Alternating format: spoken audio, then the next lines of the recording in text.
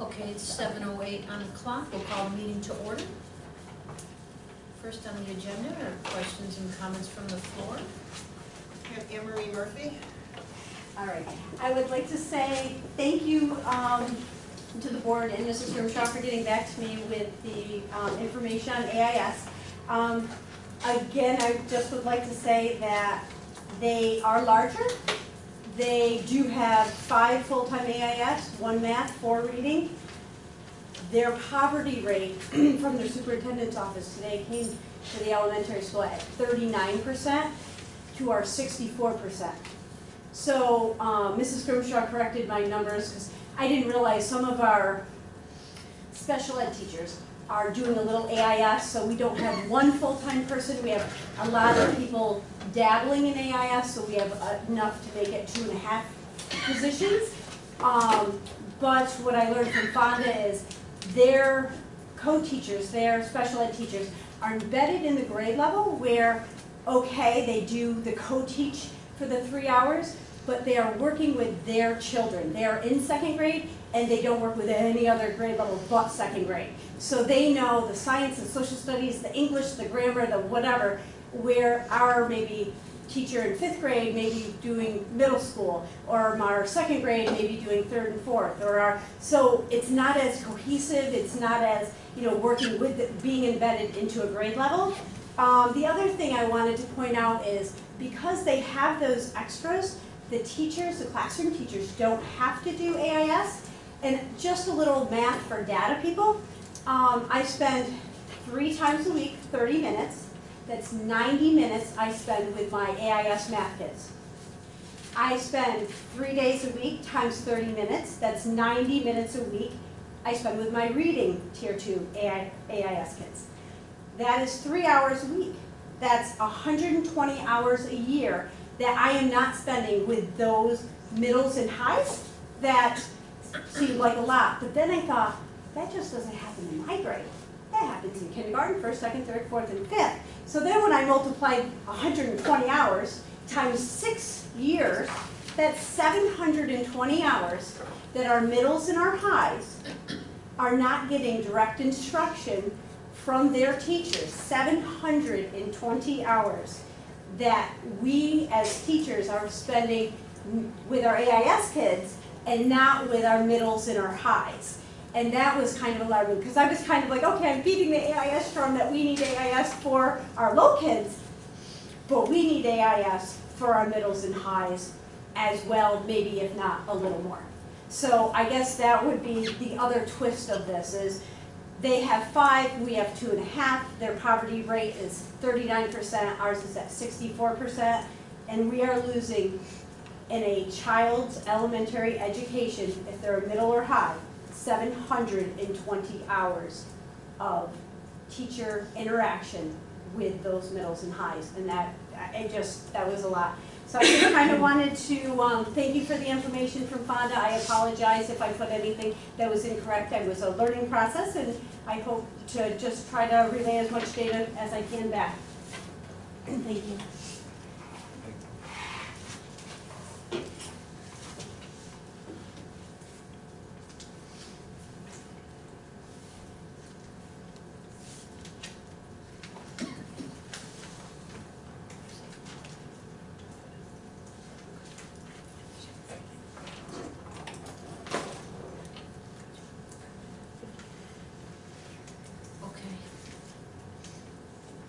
Next we have our vision committee.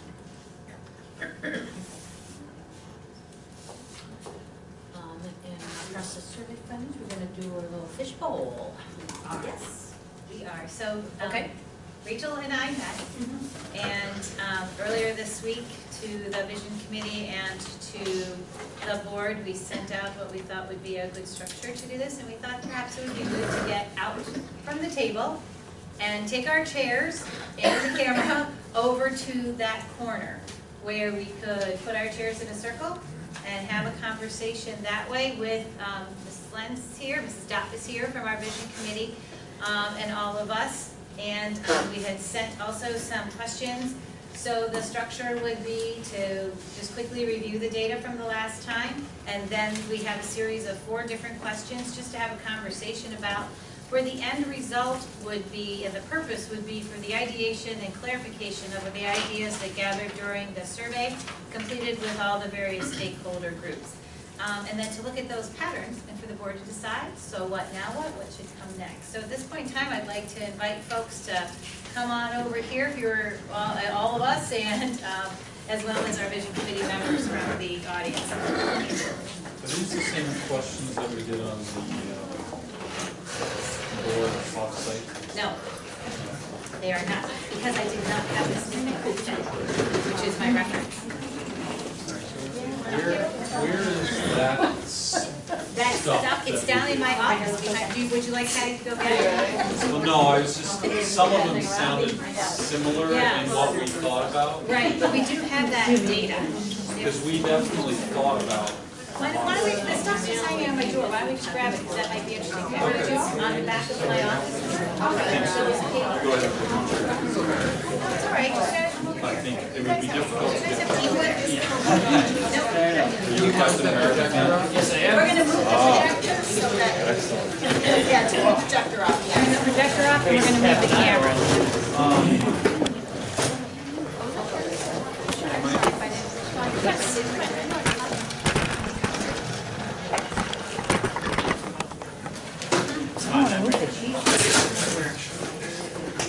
Alright, we can get our, I'm gonna go over here, I'm gonna space right here.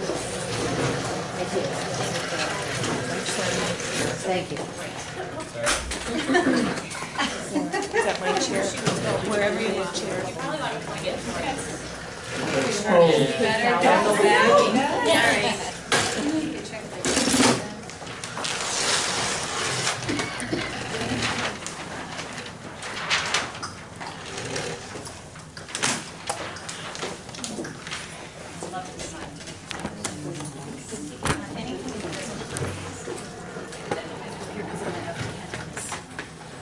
All right, we got everybody?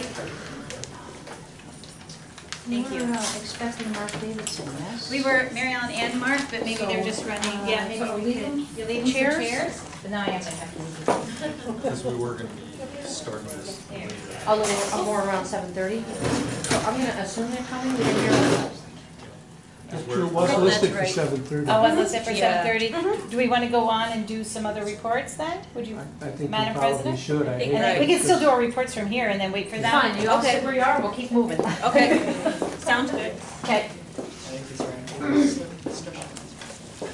So it's Lucas's report and then mine. Oh, so let me get my notes for that. I know, not good. If we go on to reports, then we're going to do the student representative report first. Lucas, you want to do yours from where you're sitting? Yeah, of course. Okay. I'm going to do a little rebuttal from last year's, or not last year's, last time's question that Mr. Ferguson asked me about the last star activity because I wasn't fully ready to answer that question. The project-based learning thing like I said, it was a great idea at first, but as time went on, I think like a lot of the students, what I heard from a lot of students is they felt kind of disrespected, and like with the first group, they felt disrespected. They felt very criticized heavily, and after word spread around from that, a lot of people were intimidated to go in there, and they were afraid that they were going to get a little kind of disrespected and kind of ripped up, if you will, and so they felt like they were very discouraged after that. And I think if we're going to continue, it's a great idea. It is a great idea at the core. But if we are going to continue doing this, I think there needs to be a little more constructive criticism than from what I've heard about things. Because I guess some people didn't have like correct data or something, and then like I guess the response from you guys in the administration and Mark and Mr. May, some students took that as very harsh and disrespectful, I guess.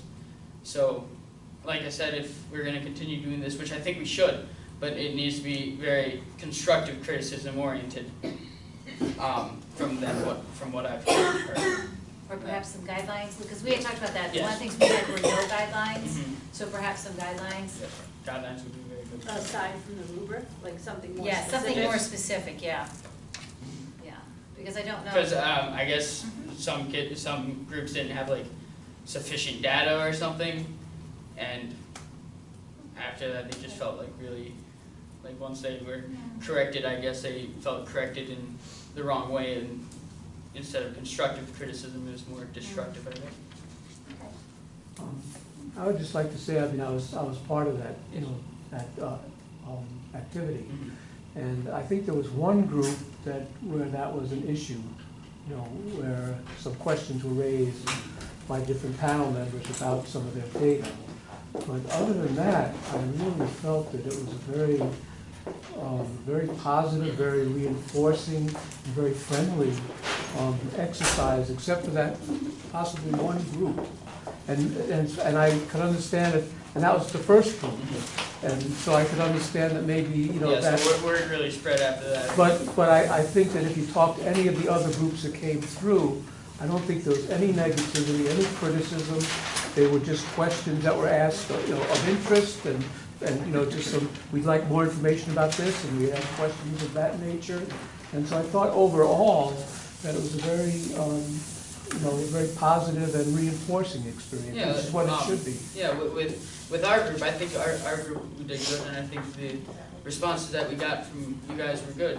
But I'm just saying what the students have said to me. That's what I had heard, that's why I asked you the question. I'm sorry, I was not prepared for It's that. okay. But like I said, I just would want to make it clear to the other, board members and everyone else that other than the questions or problems with that one group, I would really be hard pressed to find another group that might have any complaint of that nature. Because it's really something, as you said, that we want to encourage and that we really want to I give really students a think positive experience. I really think you should do it again next year. I think it was a very good project for the kids to be doing. Maybe something good to do would be almost like a precursor to the presentations. So we had an idea what each of the presentations were about, because each team was sort of on their own. And I feel like maybe some of the coaches had, and we've talked about this, more PBL experience than others, or there could be a variety of reasons that it wasn't a similar experience for every group. So we talked about what are the ways that we could maybe check in along the way. Right. Maybe check-in, so that it gave each group a similar form of feedback, because different teachers, as coaches, I think, were differently involved and have different levels of experience with it, so that might be something that would help too, I think. What I heard from numerous students was that the 12th block got shut down very quickly and not listened to. And they felt like it was, the assignment was for them to raise issues that they thought could be addressed in the school to make a difference. And the students felt like they really weren't heard. And that's a reception issue, and how you handle it. It could be there's bad data, there's lots of stuff, right? But how you react to the idea that they're presenting got around real fast. That it wasn't, people weren't willing to listen. And that's what we don't want to shut down.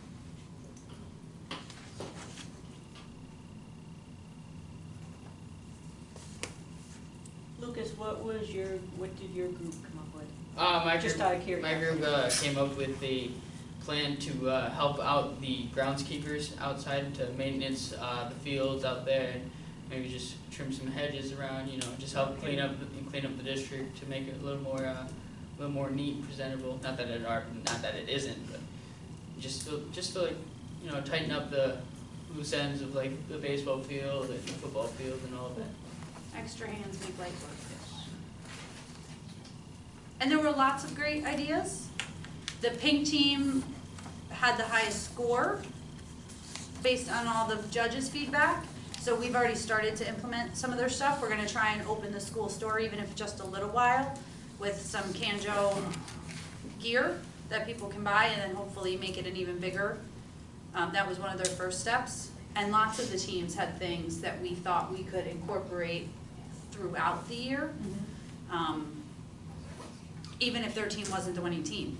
So there were a lot of different things from that that came out that we're trying to incorporate. We have, you're Yeah, fine, no. you're fine. Say, You're not late. You're not, you're fine. Can you tell us about the prom? I really enjoyed, I've also heard of this from many other students, I really enjoyed and we all really enjoyed the change of scenery than just being here. And the lighthouse was really nice, there was great food. Yeah, so I think the off-campus prom was a very good idea on whoever made that decision. And post-prom was great. You got a fridge. Yes, I did. What'd you win? A fridge. Awesome. Wow. Yep. Let's see, the top 3 prizes were a computer, like a laptop, a flat screen TV, and an Apple Watch. Wow. Nice. But then refrigerators and microwaves and coffee makers and all kinds of great stuff. It was amazing, yeah. A bike, yep. Might get a bike, yep. He was very happy about that bike. After he carried your fridge out. Do we know how the finances worked out on that, since we're on the topic of the prom? In terms of, Whether we wound up having to subsidize it more than they were planning or anything like that? the cost to the students never changed, we kept it at the $50. They did end up getting an additional bus, but I don't, it was all paid for out of the money that the seniors had raised. To be honest, I'm not sure if that, because of the ticket sales, ended up costing anything additional, but we had more kids than we had had in the past few years. 163 students went, which Mrs. Fay said is the most she's had in a while. I trust her, because she does a lot of the prom stuff. But so they ended up getting an additional bus, but that was the only additional cost from what we had previously talked about when we thought we'd have 2 buses. That wasn't really what I was asking. I know, but I don't know how I think anything that was higher than the original estimate came out of what the senior class had fundraised. And they're fully funding the senior trip, which I think the last time I saw a list, everyone except for maybe 4 or 5 students are going. Which again, she said is a hugely attended. I think this senior group is very close, so they're participating in a lot of things. The cost for the students stayed at $50 a piece for the prom. The additional money for anything came out of the senior class fundraising, and they're still able to fund everything fully for the senior trip.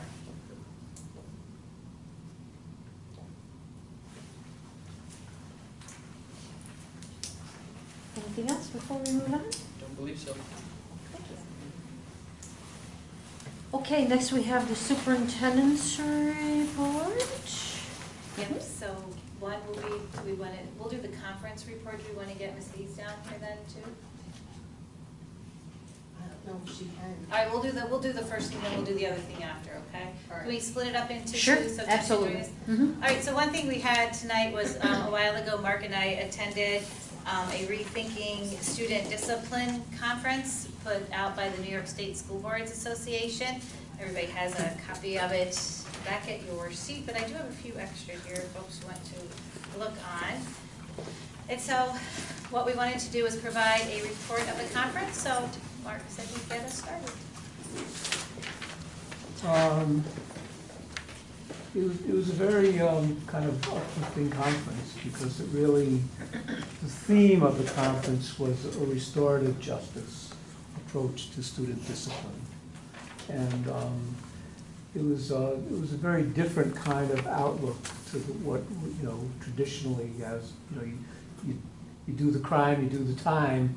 And, this is really an approach that has students taking responsibility for what they do and trying to make it into a positive learning experience and helping them to learn better how to relate to their peers, teachers, and to the school.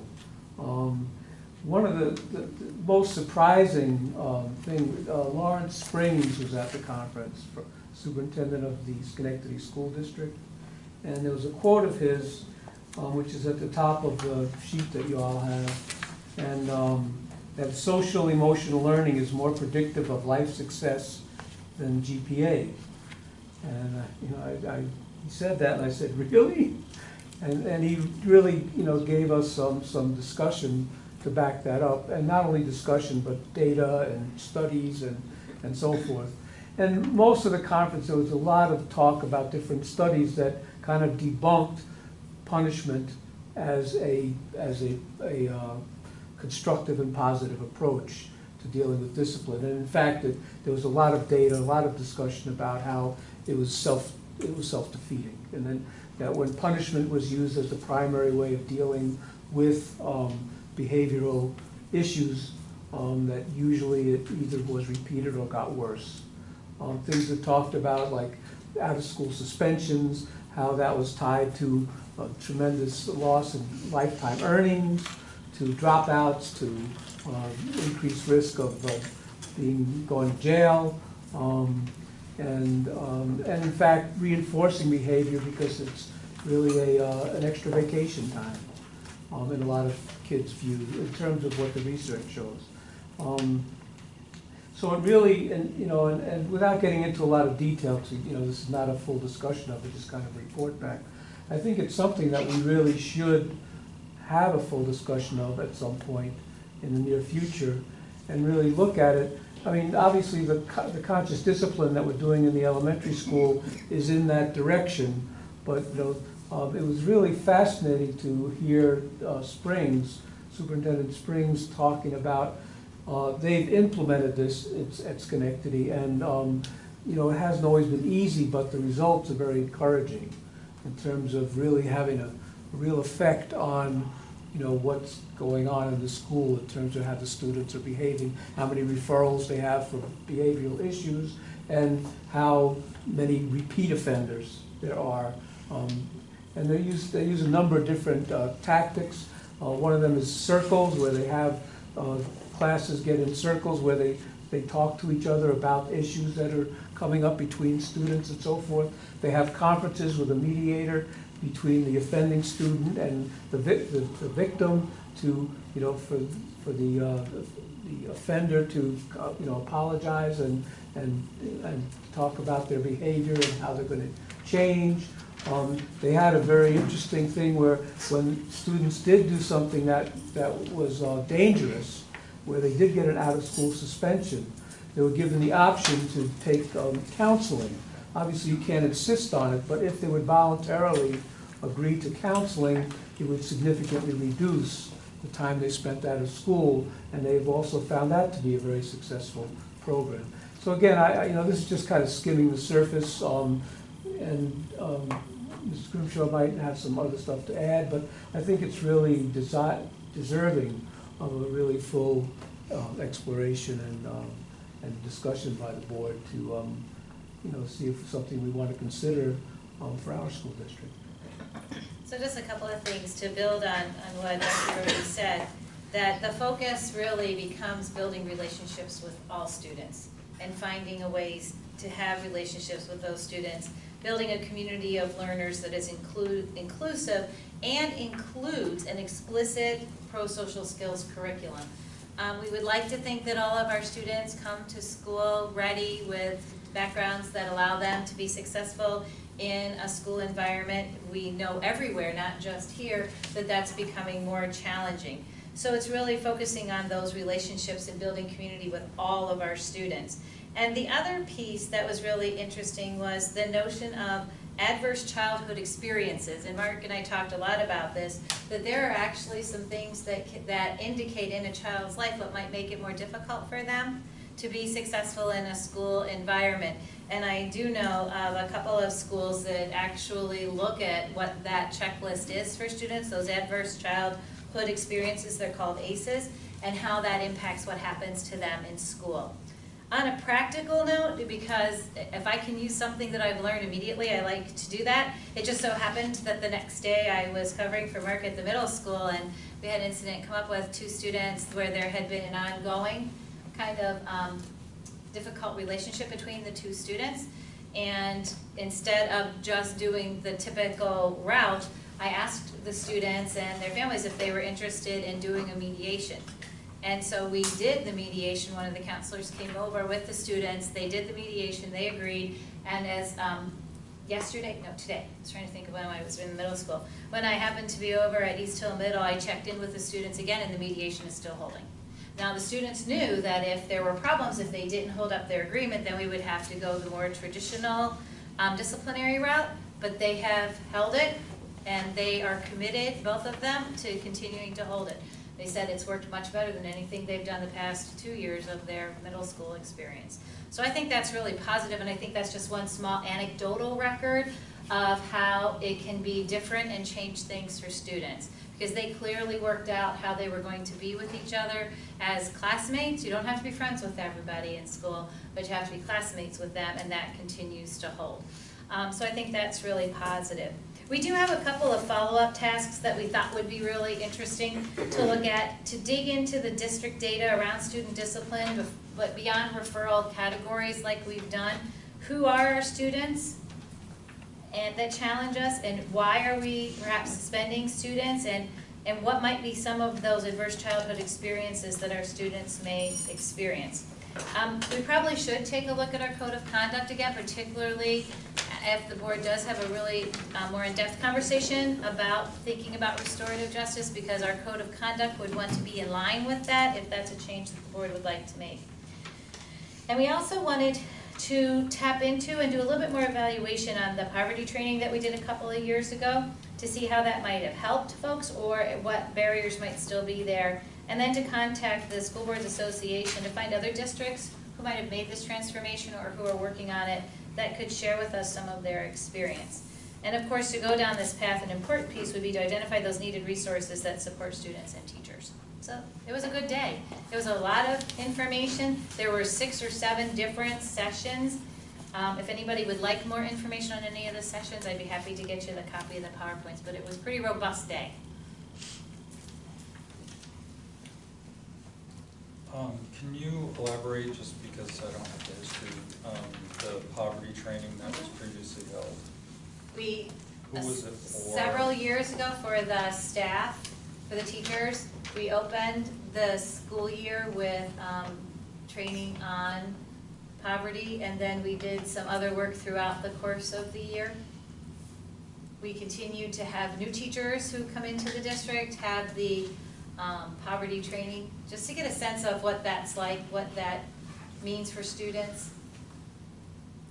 And what we, in the light of this conference, one of the things that we were realizing is that we had never really done an evaluation after that poverty training, talking to the people who were involved in it to see how was it? Did you find it helpful? Did it make any difference?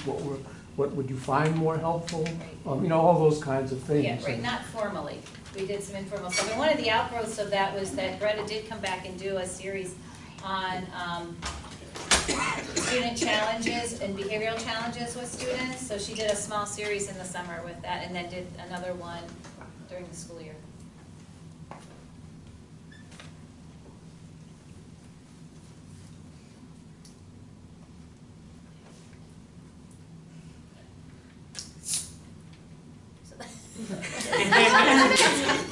Just took the air right out of the room.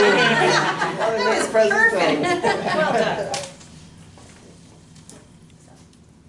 Thank you. So we moved to do our vision work, and it was about 7:15, so we moved ahead with the agenda, but nobody moved their seats, so we were waiting for We were you just- guys. we were just here Because waiting you for were you. such a big part of what's going on with the vision, that now we will move forward with this.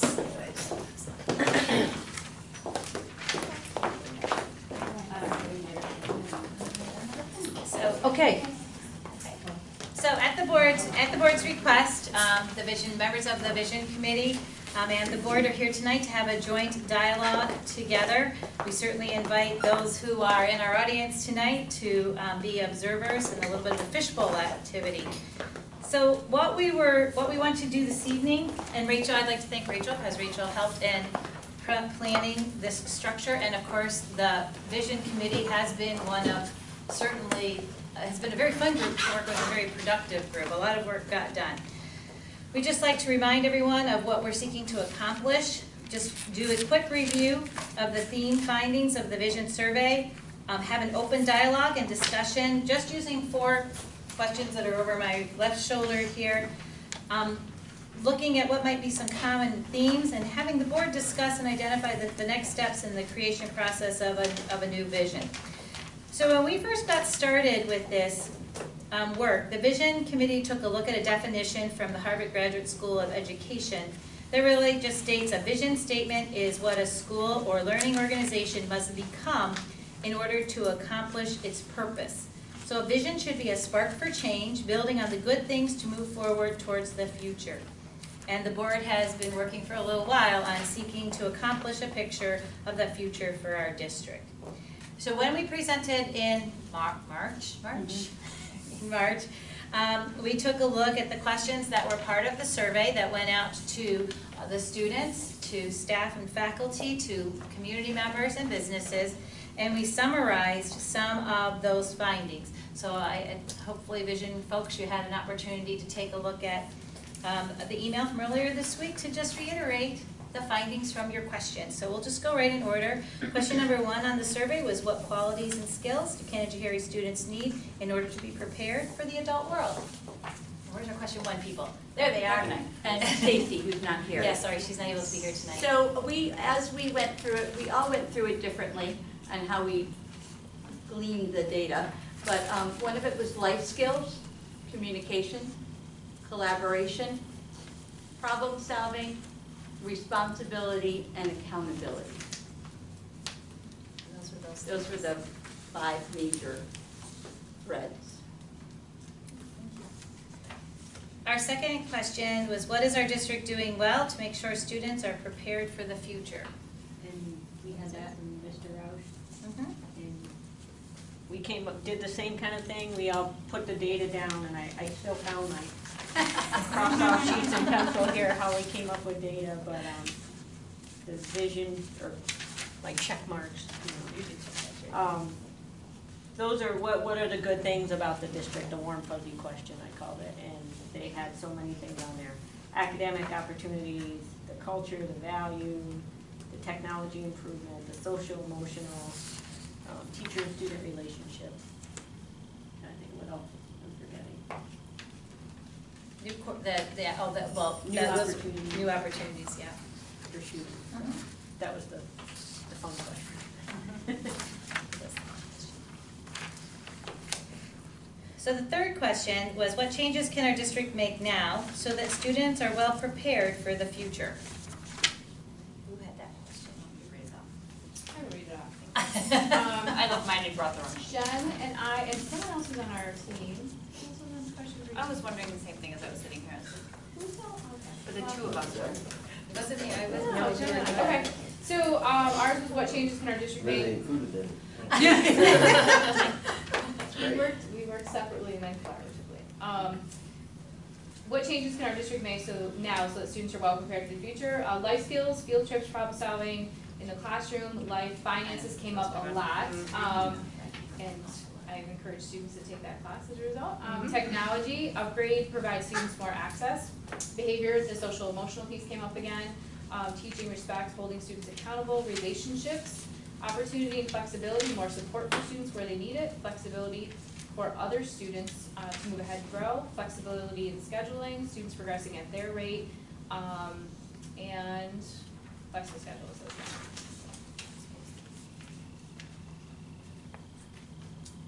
What clarification questions might anybody have about the survey results? We had anticipated 200, we were shooting for a goal of 250. We had over 300 survey results, and some of that was because we went out and worked really hard to make sure that we were talking with folks and doing some individual interviews as well. And the board had addressed the alumni as well, so worked hard to push that and get the current students to give feedback Yep. on what they were missing from college transition or life transition as well.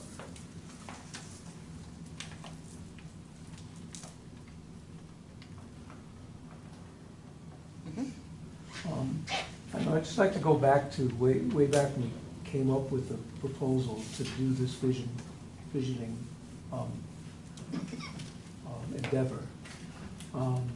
What we were talking about at that time was that we really wanted to, we didn't feel that we had a roadmap for the district.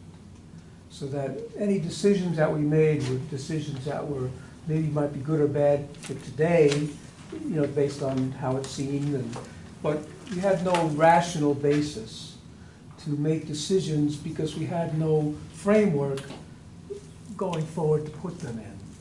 In other words, so what we were looking to do, and why this process started, was to say, where would we like to be 5 years from now? What would we like our district to look like? What changes or structures would we like to incorporate? What should be the, you know, the kind of theme of all these kinds of thematic questions, and you know, so that we would then say, okay, this will move us in that direction. This is kind of a side thing. If we can do it, great, but not part of our, not getting us to where we want to be.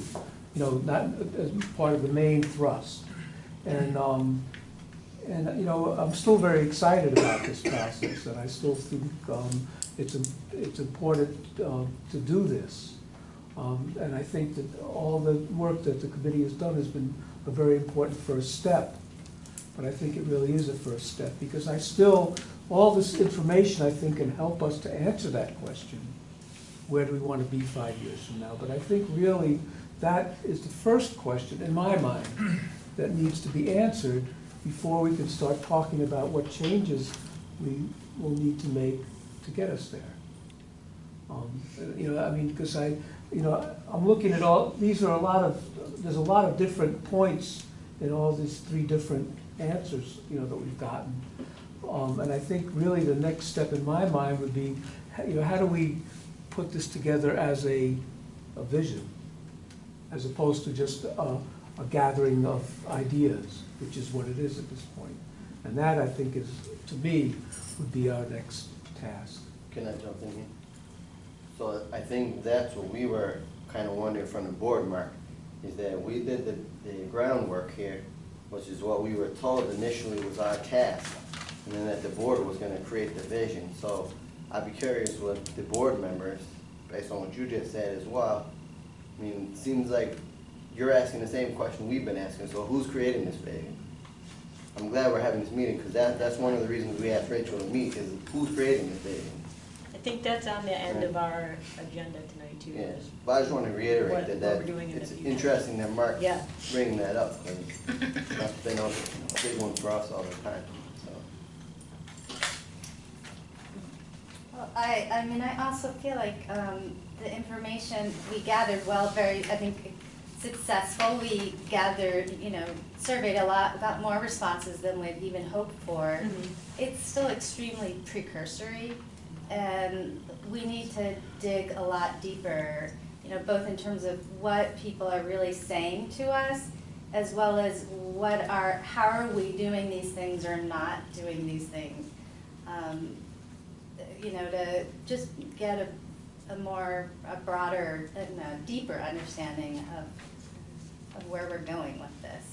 I feel like that's just like check one of a long list of things that need to be done, but I think as a committee, we felt like, all right, this was our task, and now we're kind of still here. Yeah, we don't have direction, we haven't had it for months, we've lost a member. I think we need to like get on it before it loses momentum, if it hasn't already. And the community as well isn't just like, there's another thing, like people did, and where'd that go? so. And I agree, that's gotta be something we address, because when we did the face-to-face requests with people at the different events, sort of the grassroots effort that we did, biggest piece I got communication-wise was, well, we always fill these things out, we always do this, we address these issues, and then nothing comes of it. And I don't totally agree that nothing comes of it, but the communication back to the public about what's been done is very poor. Because again, there were a lot of people I had to say, just please trust me on this, we're gonna take this somewhere, it's gonna work. I wanna make sure that we get whatever we've done, or, you know, the next step out to the community is communication better as well. As Mary Ellen said, I think parents get really discouraged by that. And when they feel like they've tried to be a part of something and then, you know, nothing came of it in their eyes. Again, that may be a perception issue, but we've got to address that well.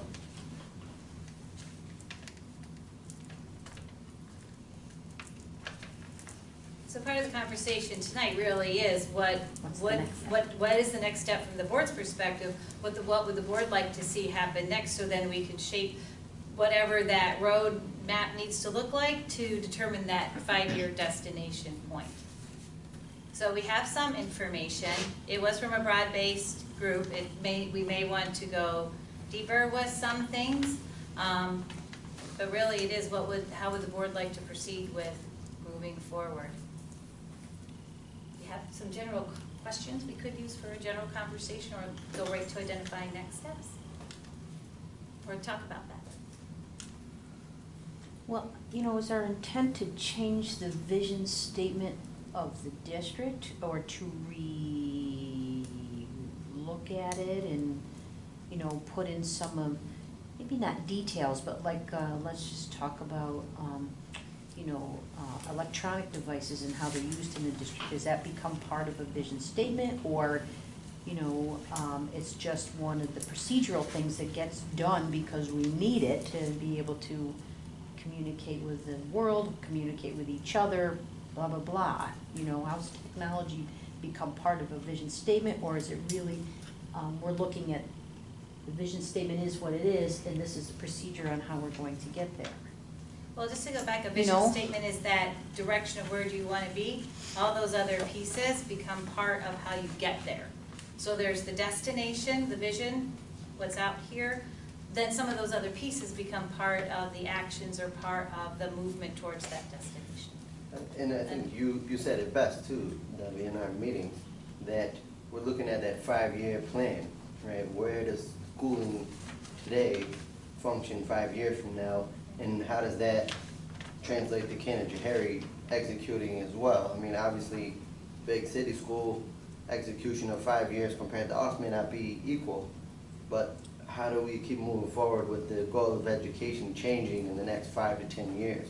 And it has to be semi-broad. Yeah, and then those procedures would fall into place between the vision and the mission that Canajoharie laid out. And I think that's what you would describe to us. That's correct. And back when we were working on this last summer, there's some of the board work in the summer, it was that idea of how do we look at the vision of the district? Is it still relevant? Does it meet the needs of our students? Is it representing the future? That's the work, I had to go get off my door. That's the work the board did this summer. And from that work became the directive to please put together a group and have the group start to collect some more information. And so that's what we do. I think clearly it's the board's responsibility to develop this, to agree on and approve a vision. Really what we're looking to you all to do is to help do some of the legwork and some of the groundwork so that it would make our job easier, and also be more reflective of broader concerns of the community. I still would like, if you are willing, would like to see you then take it to the next step, where you can make some recommendations to the board based on the information that we now have, in terms of the survey results that we have, as well as any ideas that we have. Because I mean, not everything that I would like to see change in the district necessarily was indicated in the survey results, and I don't think we should necessarily be bound by that, although it certainly should be a significant part of what we are looking to do if we're serious about asking people's opinions. Can I ask another question then, Mark? So Debbie brought a video to us at the last meeting showing the future of schooling, basically, right? Or at least the vision of schooling in general. Are you aware of that video also? They've watched it, right? It's the Wagner Dintersmith, they read the book, we read the book last year. Okay. Yeah. So if we're to pass that next step, I guess my misunderstanding or question from the last meeting was, here's what we dug out, here's where the future of schooling is going. Are we trying to go there? Are we trying to keep with what we're learning? If we are trying to go there, then our next step is involving more people, because we don't have enough and a broad enough brushstroke here with this committee to really get you to that next step. That's just my opinion. But that's my also confusion in what you're saying and what we watch, because I do agree that the future of schooling does look like what we watched. Again, is Canajoharie ready for it? Is it progressive? I don't know. But that's for the community to decide. But again, if we're gonna go there, I for one, and I'd love for the committee to share, don't feel we have enough people to take you to that next step, and enough of a group. I mean, we have two of each setting, administration, teachers, parents, but it's not enough. Or I don't think our questioning or our method is targeted enough Correct. to hit what you really want. I mean, these are pretty broad questions. And I have to say, I'm speaking for myself here, so I Okay. certainly welcome any other. Okay, I'm just thinking I we think need I think to- that's where the board is at, but I just want to make it clear. I guess my question is could you say again what you were looking for the vision committee to do? Basically to help gather the information and proposals that would help the board in its job to develop, to approve and agree on a vision for the district. Because as you say, I mean, it's a lot of work to really make it a well-founded and significant and doable objective. And so, you know, like I mean, I think one of the things I would recommend to the board would be that we add another member of the board to the committee as one small addition, because we used to have two, but then Mary Ellen is no longer on the board, so I think that we, as a sign of our seriousness and commitment to it, we should add another member to the vision committee. But I think whatever resources would be necessary, I think would be important to find so that we could continue that work. Like I said, I just don't think the board has the, I mean, they don't pay us enough to do this work. You know? I mean, we all have other lives, and so I think the help that we, well, some of us don't, that's true. No, but I'm just saying, I think that it would be really helpful to, you know, if we could have the vision committee continue moving toward the next step, which is developing some suggestions and proposals for what that 5-year plan or, you know, vision should look like. Can I ask the committee a question? What do you think would be the right process to have community engagement in setting the vision for the district? I would think that we would need some type of panel discussion where you really kind of get some business people in. You get some people from all walks of life. And I know that's hard to do, but I think then, you know, you would get the perspective from each of those people on where they want to see our school district, our vision in 5 years.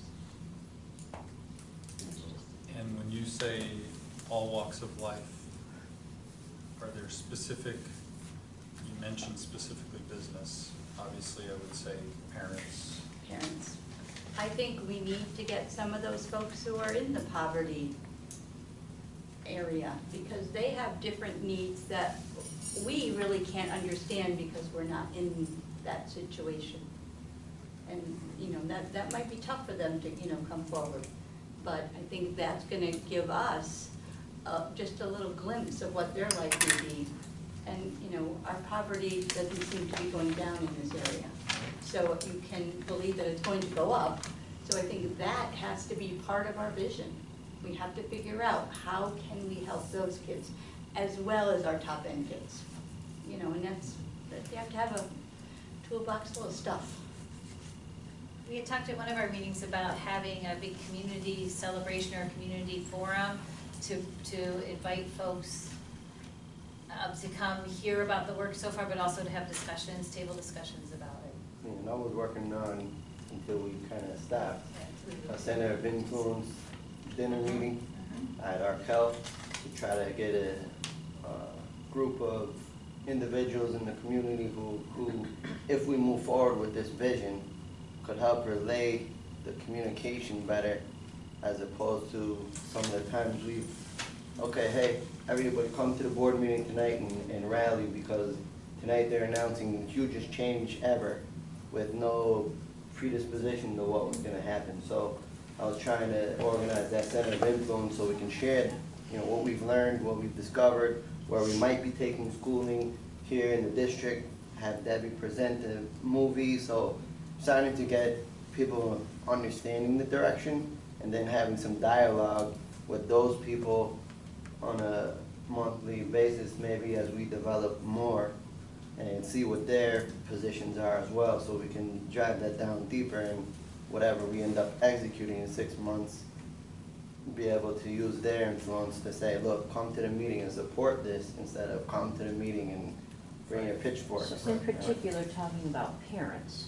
Well, I just said center of influences, meaning, you know, some of the business people, parents, whomever we decide, right? But not to get a huge group, but maybe 15 to 20, 25 tops at Arkell, so we can support the community or the library and provide them some food, so there's a benefit to show up. And you know. Yes, absolutely. Arkell serving fried chicken. But anyway, that was one idea we had as well. And I did have Peter and Lawrence ready to engage with me to set that up, so. I do think if you talk to people, you'll get a lot more information than what's written on the survey, you know, in those conversations. And when we handed out the surveys, you tried to hit a broad population, but it was always quick. Here you're going to the basketball game, can you fill out the survey? So, you know, how detailed information you probably could have gotten more if we did it differently. Right, once you get talking to somebody, Right. they Yeah, set you you dig in all deeper. kinds of things. Yeah, I think if we You take know, our questions. Give them and a we second did- to think about what you're really asking, and then, hey. Yeah, and then it And spurs it's you a into something else. conversation too, and I think you get a lot more out of a conversation than you do by just here's a quick question. Yeah. And so taking what we do have now, based on our answers, and then digging deeper with those questions in a conversation style setting, that might give us a better picture. You used to do the breakfast at the village. Forgive me if you're still doing it. I don't recall seeing it. Well, anytime I recently. stopped after nobody came for That's- 6 That's solid all I months.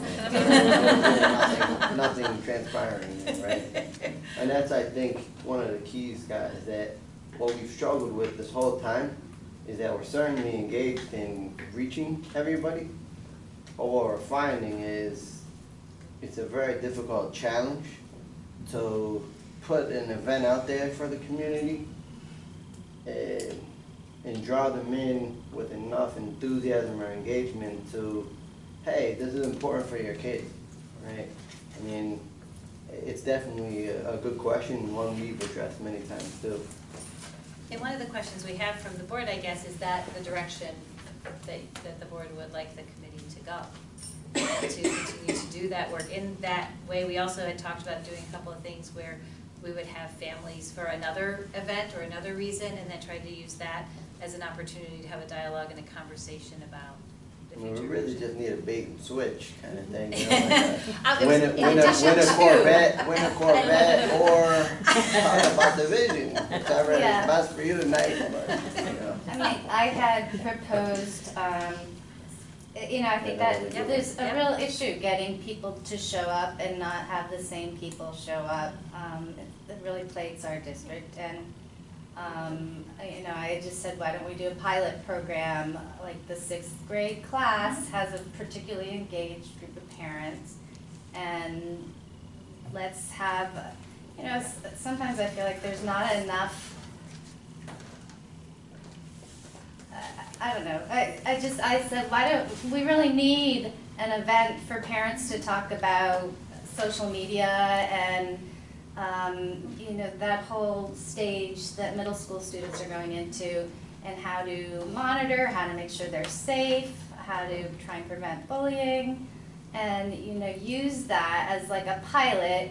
It's something people care about, and then the second half of that meeting might be, well, I wanted like Michelle Nair to come in and talk about some of the social emotional issues of that age group, and then have a conversation. All right, your kids in 6th grade, what do you want for them in the next 6 years? And the reason I thought, I think there's substance to it, and also it creates peer pressure. It's your 6th grade. You need to go. Like, if it's the full district, who's gonna know I'm not there?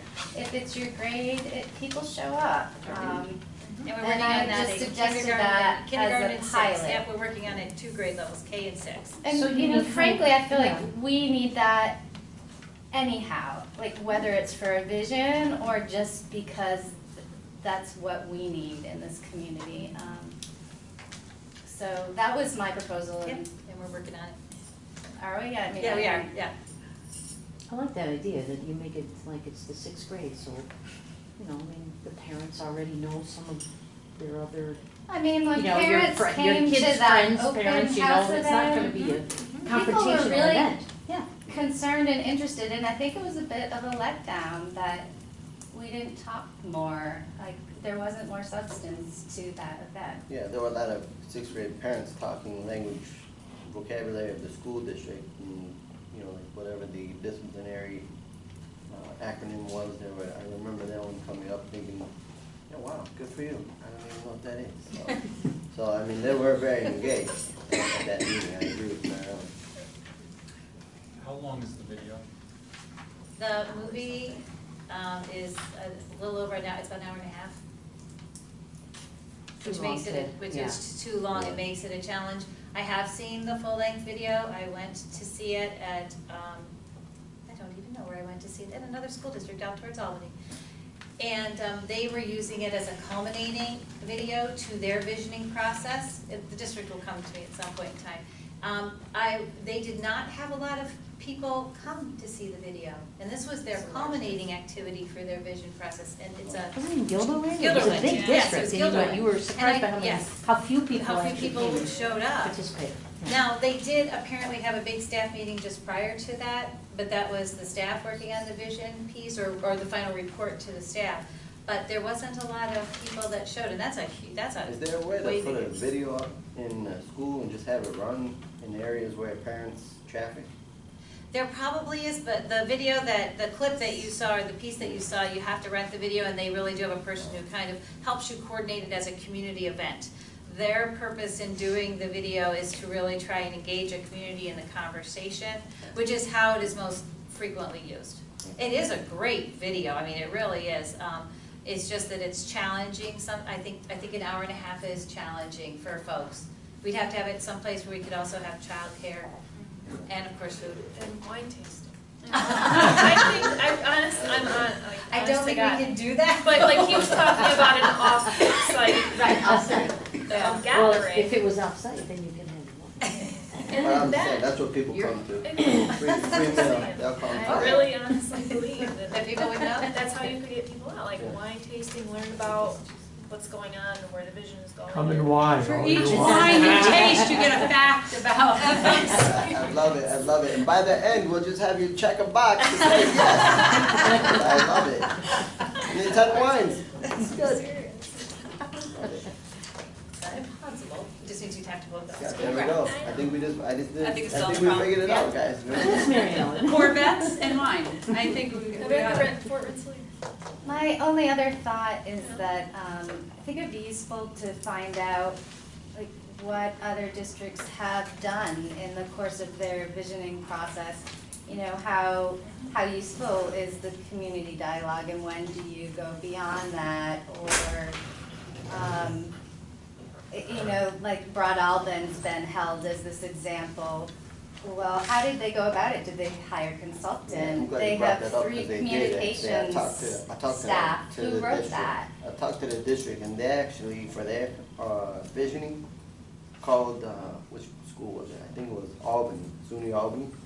And that was part of the project, the research project for the school, whichever school it was. Was it Russell saying? I think it was. Yeah, so I thought that was actually a really great idea, because, I mean, here they are. The only maybe negative I thought is how engaged are these college kids compared to, say, all of us. As far as we live here, we're engaged in the school, we have reason to drive this.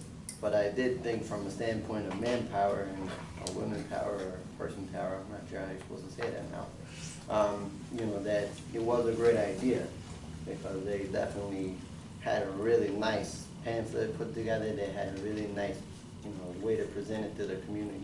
And college kids were doing it? Yeah. It wasn't a professional consultant, it was a No, college. it was actually part of their work for their schooling. Oh, really? Yeah, so it was really helpful for them as well as for the district, and, I mean, money-wise, I doubt they paid, if anything, too much. I didn't find out that part, but. Their process was to do 3 community meetings in the fall and gather some information. That was their process. So it was a little bit of a shortened process, according to their superintendent, who I talked to. They did it, but their publication is beautiful. How did they flesh that out into a 38-page document? Well, if you do large, now they're also a bigger geographic area, so it's more dense population. So to do 3 meetings, we would have probably a lot more, because they did the community meetings, so you get a lot of data that way. You could also get data, you would get data from your staff as well. So then they just, their 38-page document is a strategic plan. If you really read it, it's the actions they're gonna take, it's where they're going to be, it's how they're going to get there. Could we do a parent appreciation night where the cafeteria just feeds everybody? We probably could take a look at that. We do that a couple of times. We do that for freshman orientation. We get a Do you great get a turnout. good We get a turnout? great turnout because everybody comes for Yeah. dinner. We do it sort of like a picnic. Yeah, it's a You know, picnic hot dinner. dogs, easy, but we I get a mean, great I'm just turnout. thinking, you Yeah. know, if Yes. you position it that way, it's positive for the community as well as we have the food. It's already paid for, so. I mean, the budget. Or maybe vote have it might as a not include community that, I don't event. know, For something like that, I think we'd find it, you know? but figure. Yes, I'm I sorry. just wanted to say, I'm lucky enough to be on the board and part of the vision committee, and my thought was, I can't believe it's the end of May, the weather doesn't feel like it, but what if the board looked at this, all of these ideas, because it's hard enough sometimes to get 5 people together over June, July, figure out our next step, and then see what's what in the fall, taking all these ideas, rather than it's May, spreading it out. I just think if a smaller group worked on it, like the board over the summer, and then had our fresh ideas, and I just worry about the timetable, because it's the end of May.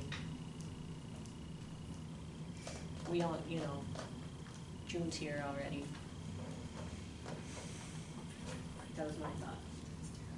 Keep it with us next, and then, you know, figure it out for the fall.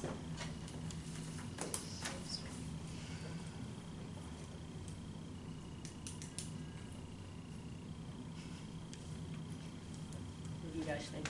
Any other thoughts on that? I actually find that a little disappointing.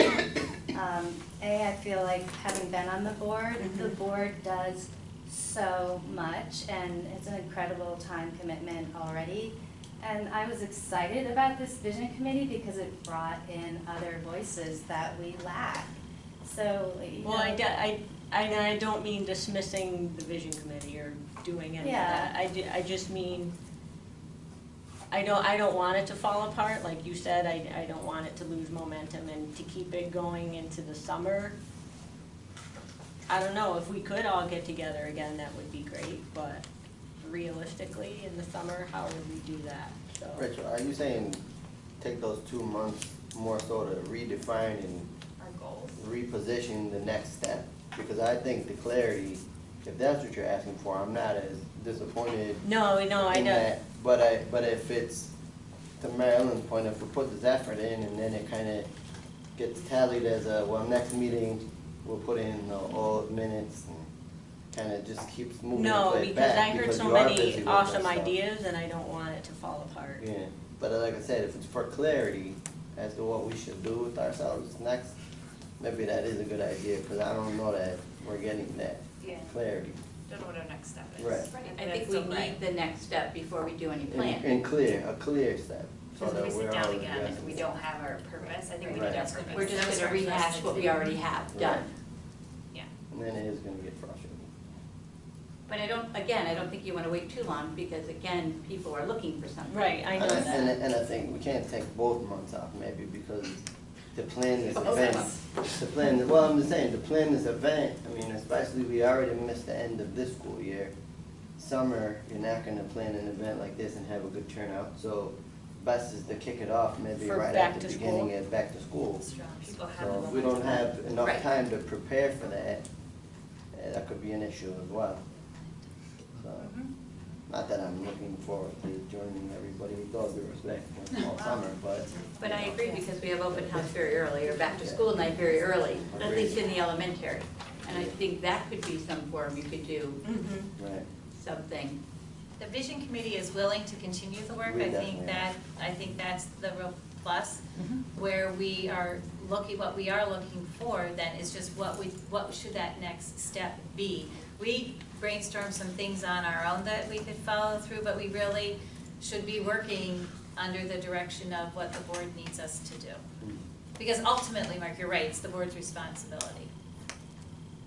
Would it be wise if the vision committee were to set a date when we plan on meeting again in whatever month, and then that, by whatever of the many months that we have, and then that could then work backward, and the board could say, by this date, they need their direction, because they will be meeting, and they will be planning whatever said direction, whatever event, or whatever it might be. And maybe on that night, the 2 people, so Rachel and whoever you selected could come and address us directly. And then say, this is what we do. Right, that might be a good idea. What do you think?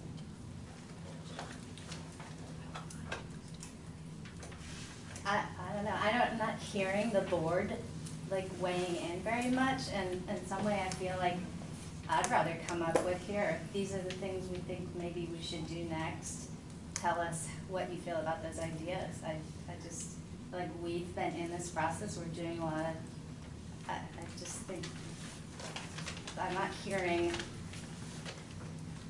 a lot of questions or insights, and that's not an insult, I just feel like, I think we're in a great group, and I think it is too. It's a great deal. so why don't we come up with, here are our thoughts of what we think needs to be done next. What do you think? Which one do you think we should go with? Like, let us take, That's how I you guess do we'll it. talk, take some ownership of it. That's like, you like that idea?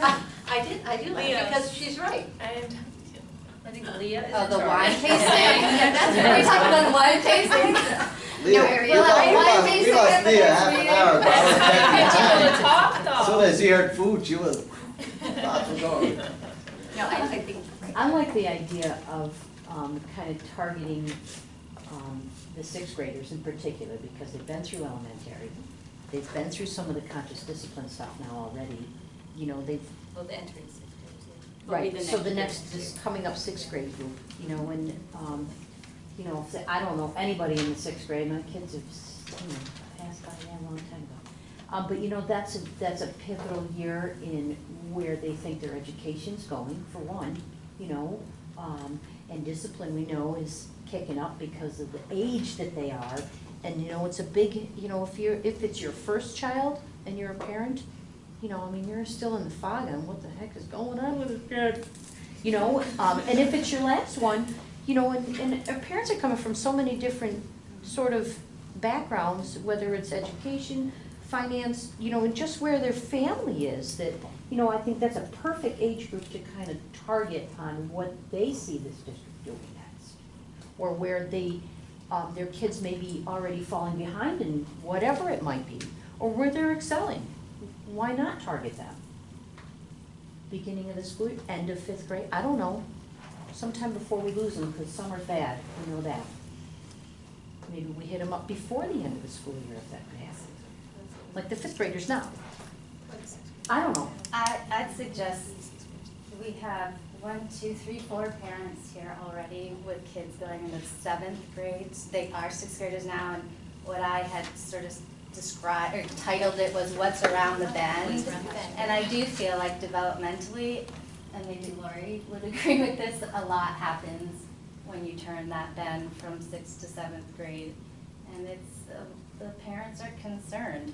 I don't know that like I feel like we could, as a, you know, have a lot more influence on getting people to come and talk versus, I don't know, the 5th grade as well. Yeah, I think what Marilyn was targeting was our group, since we're on the committee. 6th graders, you mean? Yeah, because both of us Okay. have kids in that level, that if we could develop a little educational piece and then drive it with the parents that we have influence on, I think that's what Because she you was already driving, right. know a lot of them because Well, and of your own I think children. it's a Right. pilot. Okay. It- Well, you sure. know, it's And really then- and then just if it- how does it work, what works. What works well, what doesn't, and then broaden it, like you're saying, to the entry level they talked about for kindergarten and then for the new 6th graders, because we agreed.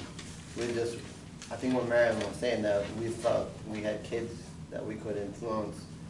To Scott's point, how do we narrow the focus but yet start engaging more people in the right way? So from what I've heard, it sounds like I've been making notes of components that would need to be shared. The first is we owe a deliverance back to the public of what they've told us. We've heard you, here's what we boiled it down to be. So feedback shared, basically. And then it sounds like the next component is, what is the trend of education summarized? Yes. Right, so we need to put that, just like we have the feedback shared in 3 slides now, we need to take the trend of education and put that in 3 or 4 slides. You know, I would agree, except that the video, again, I know you're not watching the whole hour. We didn't watch the whole hour. Whatever that trailer was that we watched, I was clear. Okay, so And I a think trailer. From that, because the visual but is more because people are just, USA Today isn't even simple enough news from like it was 10 years ago, right? The video is what speaks to them, How long is the trailer? right? Couple, is it? Yeah. 5 minutes? 5 Perfect. minutes? I'd get that out I think there, it's Scott. about So you could Maybe we use get the that out trailer there. and then you could use some visuals to Agreed. reinforce, here's the main Yeah. trends That's going on in exactly. education. I think that would be more Right. helpful, more useful. Then the third thing that I'm not quite sure that it fits in the 6th grade concept, but in the broader community concept, it probably does. We need some sort of panel discussion to tease out some very specific feedback. In the 6th grade, probably, maybe not, I don't know. I haven't made that reconcile in my brain yet. And then I really like this socio-emotional component of it as well, because the trend we see going on in the community from a poverty level perspective, from the members of our student body, we know that this is a growing issue. And we talked about this a couple board meetings ago, we know that parents can use help in this area. So it's kind of a public service help mode, you know, and it's education related and it helps us move everything forward at the same time. Scott, Marilyn and I have an inroad in that. Okay. Because she actually brought this idea to us in a week later, probably, week and a half. We signed up. Yeah, it was, wasn't it? It was. Yeah, I got all jazzed up. It was, because we went into St. Mary's, and right there was exactly her idea being done at OSJ. and there's a group, who was it? And I Drew? missed that because I. No, it's okay, it's okay. The sad part is I was afraid to bring it up only because there is a negative. They didn't get enough signups, okay? But the whole thing was around, was it St. Mary's was the one, someone was backing this. We can dig it up for you Catholic again. Charities? No, but there was this presented speaker, like, who goes around the Was it a school. healthcare organization? I don't remember who, Okay. I think it was somehow tied with St. Mary's, but the speaker comes and talks specifically about social and cyber with your children. Okay. And I would think to tie that in, Mr. Roush could present it as middle school is gearing to help your kids with cyber, right? I do something, I know Mark can position this. It'd be great for the incoming, as well as the current group of sixth graders and, you know, the ones coming up to eighth grade. Maybe in JHS, tie that with them, right, as a community service. But it's already pre-canned, right? We just gotta contact these people. But again, it would be a great place that, to Marilyn's point, you're bringing if you publicize. And I don't think they did a good job marketing it myself. But if you market it well, I think you could have a good group in that room back there in the middle school or wherever it ends up being, and then be able to show that little trailer was kind of our thought to say, you know, we heard you, so the PowerPoints. And by the way, this is what school looks like, even though 20 years ago when you went to school, it's not what it looked like, right? But start getting it in your head, and we just started planting the seed. How long What is is the presentation? Do you know? It was only supposed to be like half an hour. Because Go so it ahead. could be like opening school, like your sixth grade orientation, it could be opened, you know, there's a dual piece. It could be the seventh graders come and find their locker, yada yada, eighth graders come, and it's all done bam. Yeah, I think it was a half an hour presentation with 15 minutes of question and That's answer. still, I mean, you're looking at a 2-hour totally event, including putting in your locker. But again, it was pre-canned. We were excited to go, but unfortunately, they didn't have enough, whatever their sign-up limit was. They called us the night up before and said, we don't have enough people, so. The last thing that I haven't been able to put my arms around mentally yet is it that we want to gather more information, or is it that we want to throw some conceptual components of what we think is important to be and get feedback on those? And that's kind of the fifth area that I'm still bouncing around in my own brain. I would say that's where we left off, Scott, is that Debbie, with all due respect, has a very clear vision in her mind as an administrator, which she should, right? Where the school is going, where the schooling in general is going. And then that, for us, it's a great idea. Is the community really asking for that in these questions? So, to your point, I think that's why we're here tonight, is that as a committee, we agree. And we want to start sharing the information with the community so that, I mean, for example, Patty, may I bring you into the discussion in that? I talked to Patty and John DeVal, right, and was getting their engagement to join us for that Center of Influence, right, as members who have a good education background, right? Good influence with the community. And when we started talking about, okay, what did you learn in the committee and where are we headed, there was great dialogue that sparked, I mean, this is just after church, right? 10 minutes probably. John DeVal is blowing my mind up and Patty is like, you know, it's like, whoa, holy cow, I had no idea that's, you know, another way to look at it, right? And it was exciting because to me, that's what we need more of, right? To say, look, you may not like the future, okay? Here's the pros of the future, and then, oh, by the way, someone sitting in the seat presently can say, here's the cons, as well as the pros, right? And again, then drive the school vision to, like Mark was saying, here's Canajoharie's piece, right? This may be 50 states in the United States that work this way, but Canajoharie may not. But we can't sit here and say just because we're Canajoharie, we can't move here either.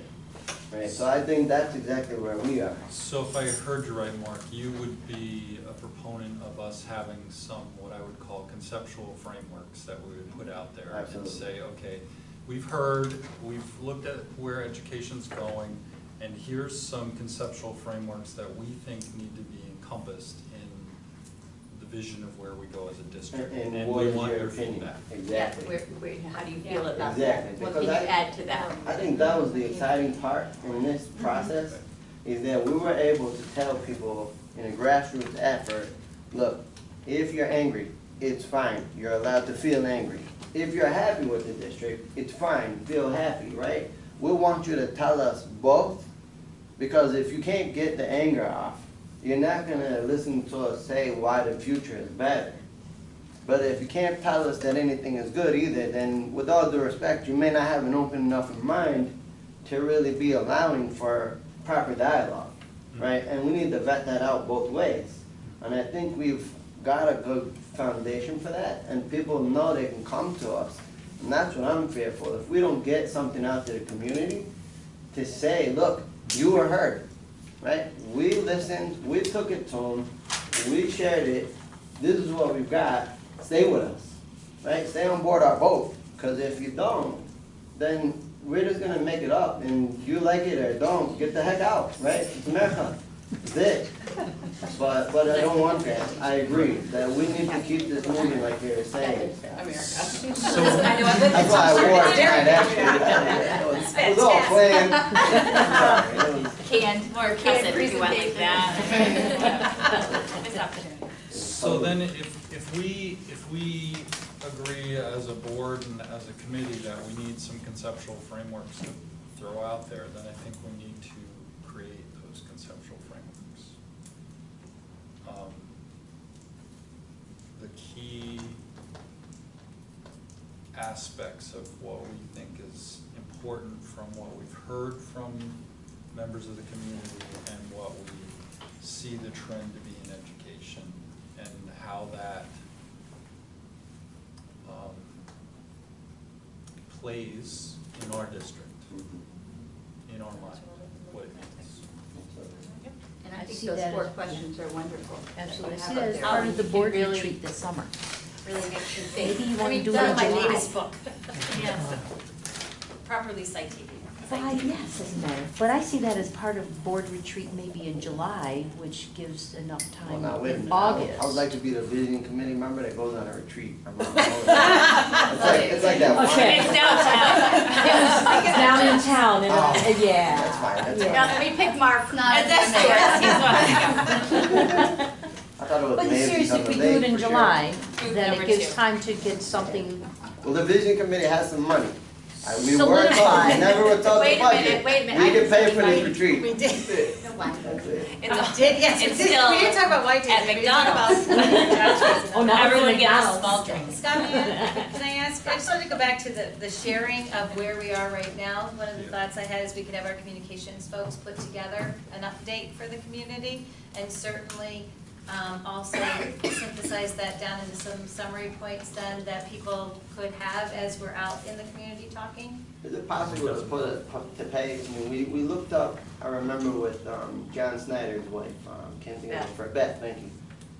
She sent us what the school could do to have the full spread Yeah, in we the can do a center. full spread in the. I think we should do the whole center section though, like when you open it up, boom, here Boom, here it it is, is. right? Because people will look at that and at least, hey, we heard you, here's the feedback. And that big, like big bold, right? To Mark's point, I think it's important, the trust that you've built as a committee in the community. I would suggest that this be a separate thing that we do jointly and actually try to hammer through some conceptual pieces that we put out there. That would be, I think it incorporates what I heard you express is we really want the committee to stay involved in this process, but the vision, it's a board responsibility to put that out there. So I think that piece, if we're gonna put this public and really carry this out into the community, we need to kind of figure out how to do that together, I think. But, I don't know. And I Just would my offer thought. that at that point, it would be good to get an outside facilitator at that as well. I agree. I think it'd be great to continue to work with the vision committee. I also think that, I don't think we have to invent the wheel. We just have to invent our version of the wheel. So I think that, looking at that question number one, there's a lot of districts out there that have changed to reflect the current world. And I think we need to find out how they have changed. And then we can decide which of those changes are appropriate to us and which are not. Because I don't think we need to, I mean, I'd be just talking out the top of my head, which I usually do anyhow, but, you know, but to answer that question, and I think it'd be much better to find out what's going on out there. Like you said, you looked at that film and it was very, you know, it was very enlightening. And I think we can be enlightened equally from benefiting from other districts' things. And I think we could have a meeting in July, if that would be agreeable. You know, once we have the time to do that research and start to try to see where what we got from the community, you know, meets what's out there, and that works for us, and then start putting those ideas out to the community through panel discussions and sixth grade meetings, or in a number of different ways. I didn't hear. Wine and Corvette. Oh, yeah, wine and Corvettes. Oh, and wine too, yes. I wanna make sure Leo's are. Yeah, there'll be wine at our meeting. Do you want It's a concession. the board and the committee to start looking into other school districts I know, that have done this? Yeah, I think, I And- mean, I think that would be our home, I was thinking that's a good And then test can for us. we, is there a way we can easily share the information? Once we find something, we can share it to Mrs. Grimshaw, and you can get it Absolutely. out, and then, well, then also there'll be two, I think it should be shared as individuals get information, and also as a group. I mean, there will be two board members on, I mean, if we all agree. There will be two board members on the vision committee as well, so that You- it won't be Mark, second. there was a key word there, not if, when you all agree. Right. When you all agree.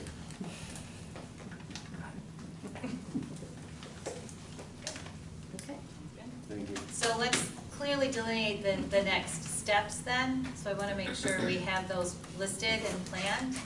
So a next step for individuals would be to start to look at what other districts who are already on this path, what they might have done, what ideas they might have had. The next step would be to have our communications folks put together just a status update. I do think that's important, because then that allows people to know that we've done something, and we'll take a look at perhaps a full page or a big spread in the Penny Saver. We work with them all the time on the monthly conscious discipline stuff anyway, so we already do that work. A next step would be to establish a July time for this group to come together to kind of hash out things that we know or we have learned, and come up with those conceptual frameworks that then we would then share out with the community for feedback. Do I have them all?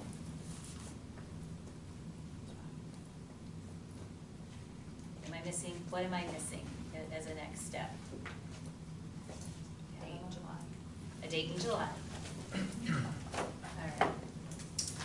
I have a personal monkey wrench with July. Okay. We will have to work with Scott. You were preferring July 4th, weren't you? No, actually, it would have to be before July 3rd. Okay. Actually, Well, I have a monkey wrench for before July 3rd. I'm not gonna be here.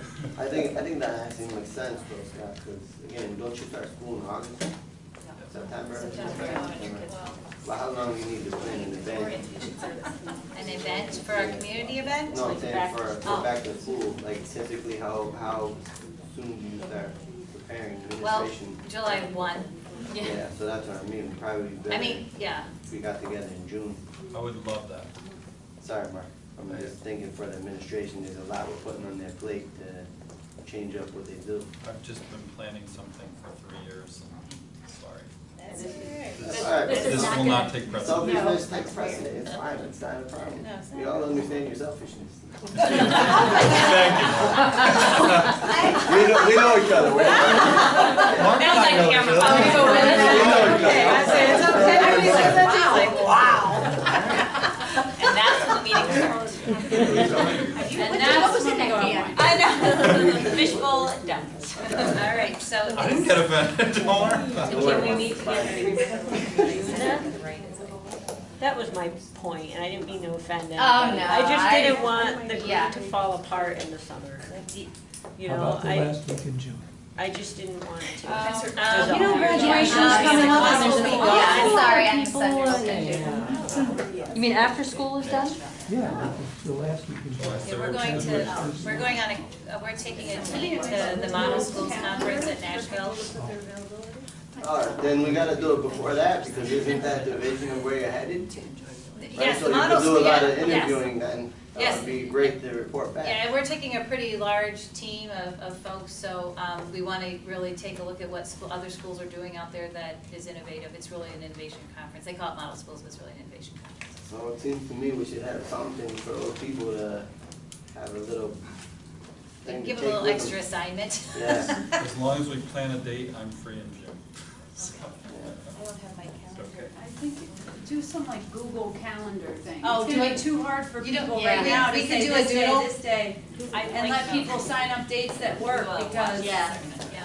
How about if we do a doodle for around the end of June? Okay. Okay. Does everybody know what a doodle's really simple? You're just gonna get something, it's gonna click on it, you're gonna put in when you're available and not, and then you just I'll send do it. a It's really survey. Yes, ma'am. I really like this time frame because I think the reason why I was pushing for that particular pilot was because you need something compelling to get people to gather together. And if we could maybe think hard about using the back to school orientation, then it doesn't have to be a specific grade. And frankly, most of those are pretty disappointing. Sorry. And I think there's room for improvement. maybe we could use that as a way to Wine. drink wine. Before, during. I think as they walk in, a To little have Miller. real conversations. I That'll think change up open house. what we're looking I think it would be for. very progressive. But I think that fifth graders also would need to have cyber, fourth, fifth graders are using. Yeah, I They think that they could need be that information, and their parents need that information as well. See, I just would say on that piece, I think we can do that piece anyway, and I think we should. So Agreed. I would like to peel that off and just move forward Yeah. with those plans, okay?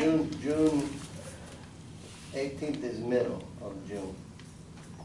So is that a good We'll- time frame for you? we'll Oh, that's doodle. right, we're doing the doodle. We're gonna do a I doodle. forgot, Okay. I forgot we finished. But you can put June 18th on your calendar. I will note it here, Mark, Monday. is what possible day. Okay. For the vision committee, I'm going to think about a structure that as we kind of do our work, we can dump our information all into one space, have the board join us with that. That way, we can all have it in one place, so we'll get that back And together. can we reenact that chain email with the board?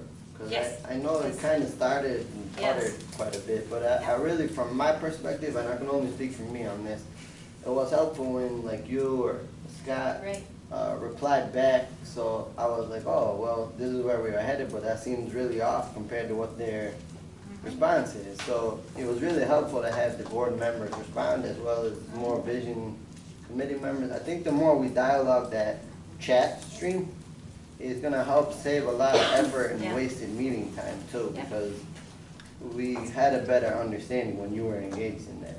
So I'd really like to have that back. Okay.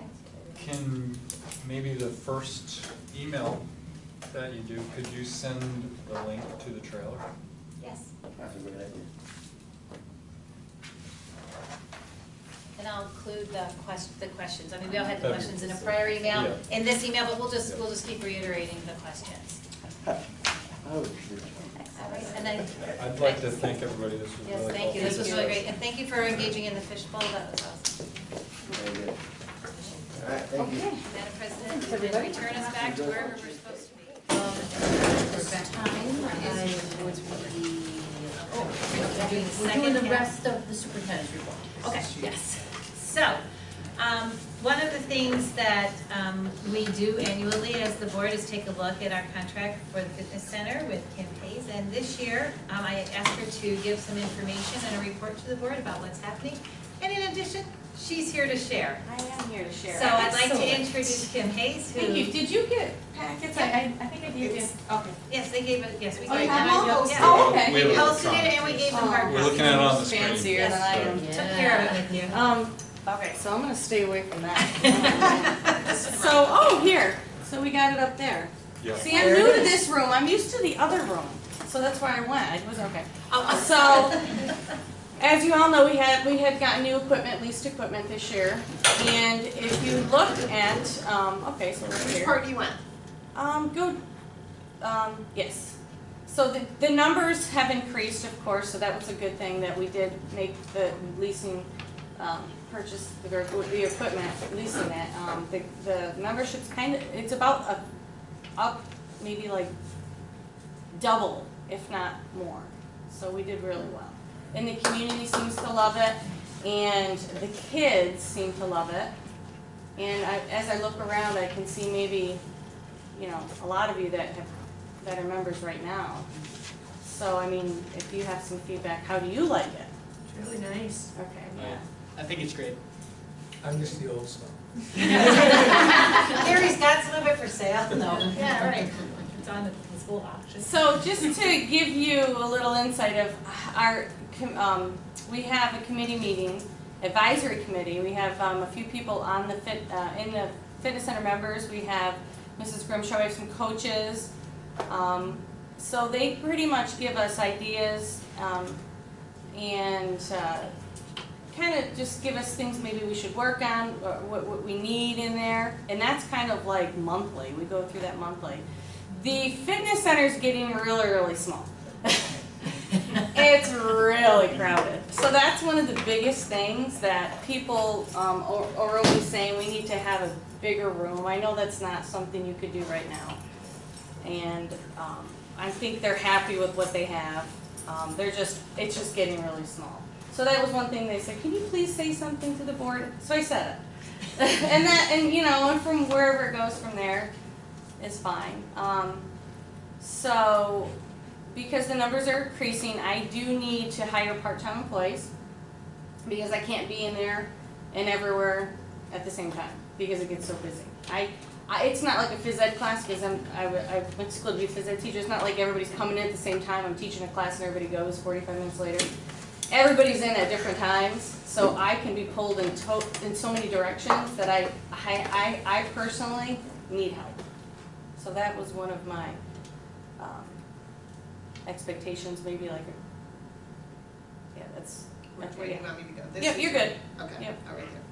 So that was just one of the things that maybe you're not aware of that I do, is I hire out and people to help me. And I do different classes for children. That was one of the things that also I wanted to propose, doing something for boys and girls in grade school because I think they need it. So that was one of the things I really, really wanted to start to get going. It was going to be called OT, Our Time, and it was for kids in 3rd, 4th, and 5th grade, but boys and girls. And I was going to run it just similar to Girls on the Run, if you're familiar with Girls on the Run, but I'm not doing that anymore for reasons beyond. I don't even want to go into it, but I wanted to add the boys into it too. Maybe have a little small fee that they have to pay just to take it serious, and then kind of run it just like I did Girls on the Run, but it'd be boys and girls. What Maybe more grades did fitness you say? based. What grades did you say? 3rd, 4th, and 5th. I think that's a good start, maybe even middle school. And let's see, we can go ahead and go down here. Is that the end? That was the page 3. Okay, that was So you it. want to go back? Yeah, let's go back. I'm just gonna look over stuff. That's the numbers we brought in. As of, we had an open house in September. At the end of October was like our first full month with the equipment that that we brought in some good money. So yeah, I mean, I'm happy with it. It's very, very, very, it gets very packed in there, and it's a positive thing. The community, you know, people who move in here around this area, they are like, oh my God, I can't believe there's something like this here. So I mean, that's kind of nice to hear too. You know, so it's like the positives on it, and people who are, like I heard the vision, I'm not familiar with the vision committee, but I was kind of listening to you talk. You're trying to get the public and the community to be more involved in like what goes on here. And, you know, that's one of the things the fitness center definitely brings new people in. And you know, it's like a draw to your school. So that's what I hear a lot of. That's what I hear. Sorry, I'm a little nervous. I guess it's because I talk in front of crowds, but not like in front of like this kind of. Yeah, I'm sweating, right? Taking layers off. Okay, stop. I know. I only got. Do you have any questions on the fitness center, and what maybe? Did you have anything that you wanted, that you had a question about, maybe curious about, or?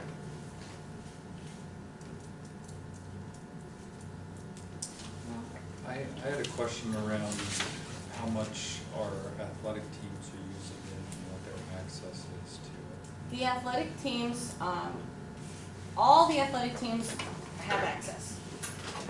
They have to follow procedure, and the procedure is this. You have to check with me to get a time. I have to get a, it's like a building request form to offer some time that maybe I can schedule it in the summer or after school, so that we're not conflicting with the members and nobody's getting upset, because it is a delicate thing. You have to try to get everybody happy.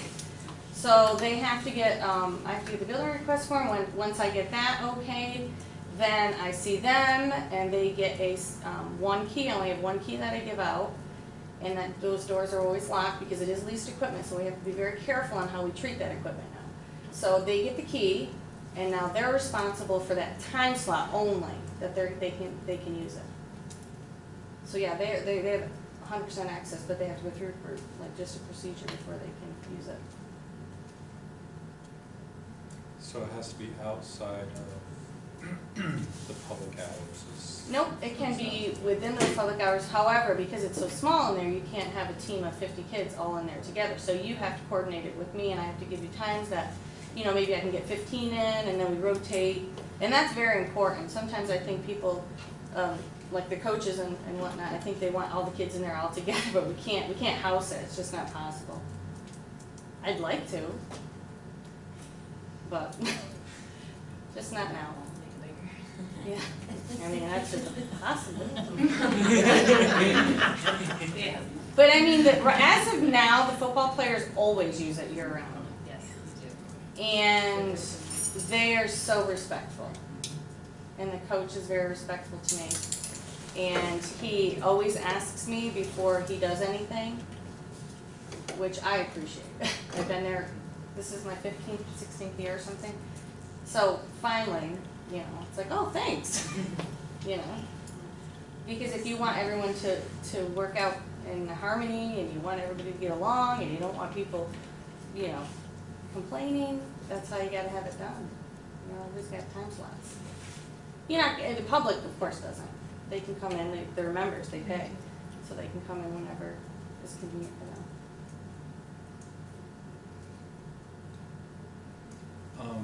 Something from the contract, which we won't talk about now, but it was a question that came from that. The other people that work in the fitness center with you, what are their certifications? They have to be certified in first aid and CPR, without a doubt, and have a background in fitness. Usually I get kids from Portland, just because I went to Portland and I know we had to take classes, and they're educated.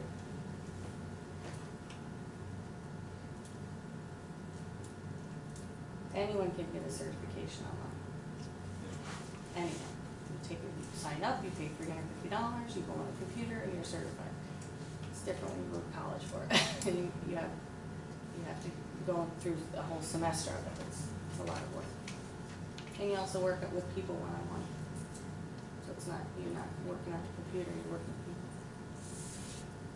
So that's difficult too, because you don't, you know, you have to, you kind of get the college kids that are coming in from Portland, you know, so I have to, and sometimes, you know, people are working full-time too, so if I need coverage or something, it's something that I have to, you know, plan. I don't get vacations or anything like that. What are some of the, like, extra things that the members have access to besides the fitness center? I just added a lot of classes because everybody was, I really find that people are nervous about working out. So if I hold group classes, they like that a lot more. So I've added that in their memberships. So if you say it's like a, you know, like a little way to pull them in, 6 months, 1 year membership. The classes I hold, you know, 5 classes a week. So that's a little, and then aerobics is always been included in the membership. We give a lot for what we get back, but that's our community, I think. I would just like to say, both as a member of the board, as a member of the fitness center, I want to say thank you, because I really appreciate the effort and the enthusiasm that you bring to it. And You're welcome. I think it's really reflected in the way people feel there and what they do, so I. Thank you very much. I appreciate that.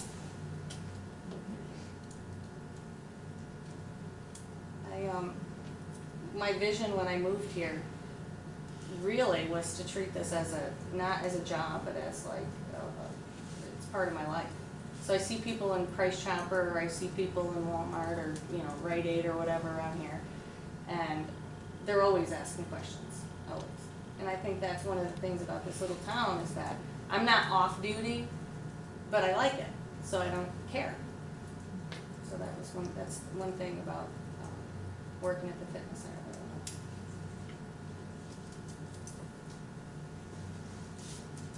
Any other questions? Quick, because my armpits are sweating too. But I appreciate it. Thank I mean, you, if Kim. you ever have a question, let Mrs. Grimshaw know, and then she can tell me, and then I can write it down and give you like a little something in writing. Because I'm really not sure everything you have questions on or you like answered, but I can always do it. I just have to, you know, maybe just have a little time to put it together. I guess I have one other. Okay. What was the overall ballpark revenue from it in a 12-month period? We haven't hit the 12-month period, but Or I'm with the new guesstimating, equipment you have, right? right, 20,000. And that's probably gonna stay that way. It's been that way, it's gonna stay that way. Okay. No significant fluctuation in the last couple of years even. The last few years when we had old equipment, people weren't coming. So this year's definitely you've seen a bump. Yeah, they just, you know, they were saying it's Yeah, like the therapeutic equipment's here, it's like, not, yeah, so. It's fine, it was time, it was 15 years, so. And just to remind the board, one of the reasons why we were talking with Kim last year and going down this route of the lease was it will allow us to stabilize that cost, because that's part of the district's responsibility in the budget, and then allow us on a regular basis to have upgraded equipment, which people, I've heard nothing but great feedback from folks. My only thing is, you know, like the buses, we do on a revolving basis. Yeah, They're on a lease too, but we don't do them all in the same year, they're on, you know, 3-year lease, and so. Yeah, we could probably work out something I'm with wondering them. if that, Yeah, instead of because doing there's gonna everything be one stuff year. we don't need to replace, you know, some of the So- strength equipment, you really it could stay there. Some of the cardio equipment with the motors and whatnot and stuff that maybe could go and you wanna change out, like, you know, like your buses. So everything is gonna go like in 5 years, I don't- which is I what we don't- signed I- the lease for. I I don't- remember him saying he would work with us and figure Yeah, out what we I mean, wanted they to would do. do it and their company We'll get a new was, one up and oh my gosh, they were Fantastic. fantastic. But Right, they so would in do it. 3 years from now, maybe you don't like a piece or no. I've already you talked to him switch about out that, to yeah. something else. I have a piece that I'm kinda wanting to switch out for something else, so he just needs time to look for a piece in order to switch out, that's all. Nice. Yeah, I actually talked to him quite a bit. We've developed like just within a fitness field like that, you get close to people, hey, do you got that bike, that really, oh yeah, I got something I'm working on, just give me time. So they're a great company. Yeah. I mean, I don't know if you watched the whole process, but they're quick. And everything was emptied out, and they came in boxes, and they did everything in 3 days. It was crazy. Yeah. Nice. It actually went really smooth, I think. Anything else while she's here? Thank you. Thank you. I appreciate it. Thank you for your report too, that's very helpful, thank you. Yeah, and if anytime you need something else, just, We know where I'll you do are. it for you. I got this way. Thank you. You're welcome, thank you. Be careful getting out of here. Bye. Thanks, have a great evening. You too.